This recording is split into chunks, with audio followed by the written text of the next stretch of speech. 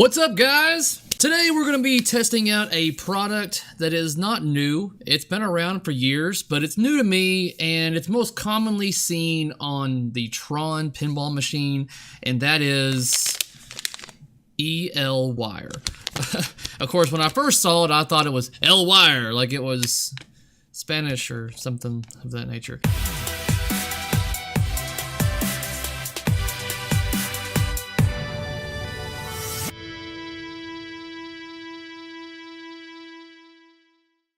Anyways, I haven't even opened the package yet, guys.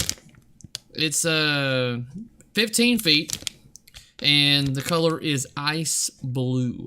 Now, this is something I want to try out on my Tales of the Arabian Nights. In my head, I have this vision of this ice blue going around all the plastic ramps on the machine, and in my head, I think it would look cool, but the other part of me thinks it might just be too much or look pretty tacky. Like, you see a lot of people putting all kinds of neon stuff on their, you know, rinky-dink cars that don't, no.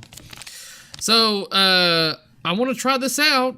That's why I just bought one little kit, 15 feet. You know, if anything else, I'll use it somewhere, in another, whether it be on my machines or hell, somewhere on my entertainment center in the living room. But I have a lot of ideas for it, but the only thing I'm lacking on ideas right now is how I'm going to mount it to the ramps. Now, on the Tron, the mod requires you to drill holes in your ramps and use like transparent zip ties, and I don't want to do that. I'm not zip tying, drilling holes into my ramps just to light it up. One, it looks tacky. I'm sorry, you Tron users, and you've got zip ties going all over your ramps. It looks kind of tacky. I mean, the visual effect of it, don't get me wrong, it looks cool, but there needs to be a better way to mount this without having to drill holes and permanently damage my machine. So I want to figure out a way, at least for now, to temporarily mount this around the ramp, just to give me an idea, and you an idea as well, on what it would look like on Tales of the Arabian Nights, or maybe any other machine. I mean, if anything works out pretty good and it looks good, then I might get me like a yellow or an orange to go on my Back to the Future on the ramps, because it's got the flux capacitor look of ramps to it. So if I can get it to where it pulses or something, that might look cool. I don't know. We'll have to see how this goes. I haven't even opened the package up yet, so I guess that's the first thing I'm going to do is open the package. And evidently it's a package that requires scissors. And my desk is a complete disaster. I don't have any scissors. Do I have tools? I've got nothing. Something sharp. I'll use this shitty soldering iron that I bought. I should do a review on this piece of shit. Aha!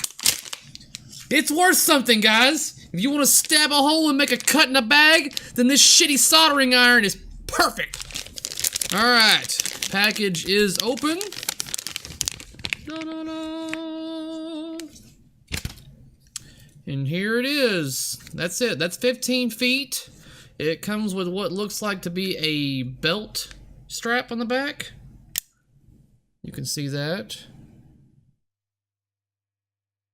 And on the other side, you've got your power on and power off button.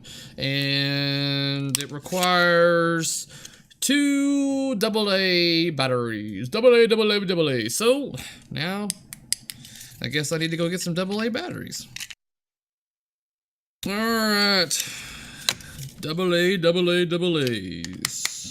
1 battery. 2 battery. I got a little bit of a flicker whenever I hooked up that second battery, and so I haven't turned it on yet, so I'm gonna let that be the visual effect of what it looks like. You know, to get a better effect, we turn that off, and we'll see what it looks like. Ooh. Alright, so on the camera, I'll tell you right now, it looks a lot brighter than it actually is. What I'm liking about it is that it's not too bright. I mean, that looks like I'm holding like Iron Man's chest in my hand, like, but it is not that bright in person. So hopefully I can get some better footage to where it looks the way it looks and it doesn't look too overpowering. But it does give off a high luminescence. So, and then one more click. Oh! Also notice that it beeps. So I can do that. Okay.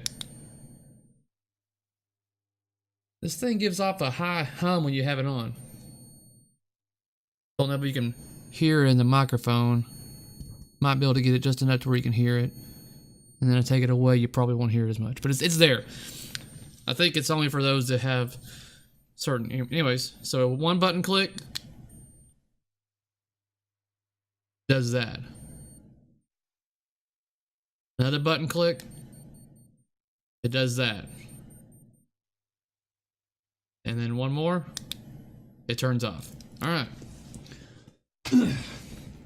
So, upon thinking about this, one thing I've got to figure out is how I'm going to wire it to the machine as well.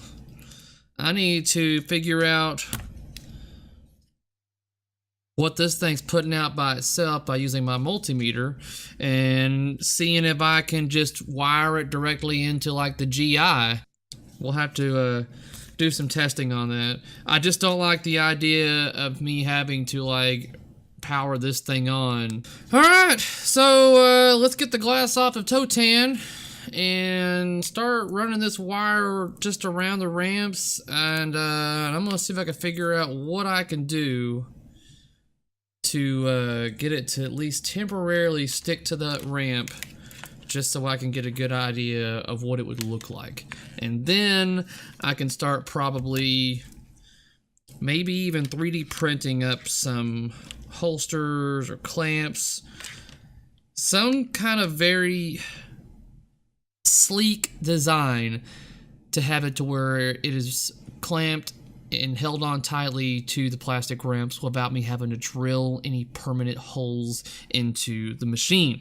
I refuse! I say I refuse to be drilling holes into the ramps on this machine to use zip ties. I'm not doing it.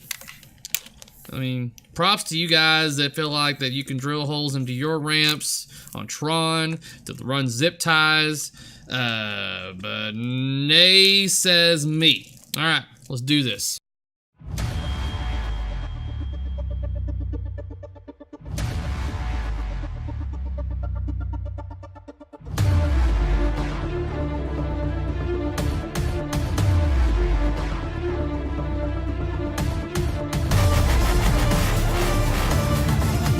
Alright, so that's going to wrap it up for this video, guys. If you have not done so already, hit that subscribe button down there. And if you want to be notified of whenever I upload new material, please hit that bell symbol next to the subscribe button.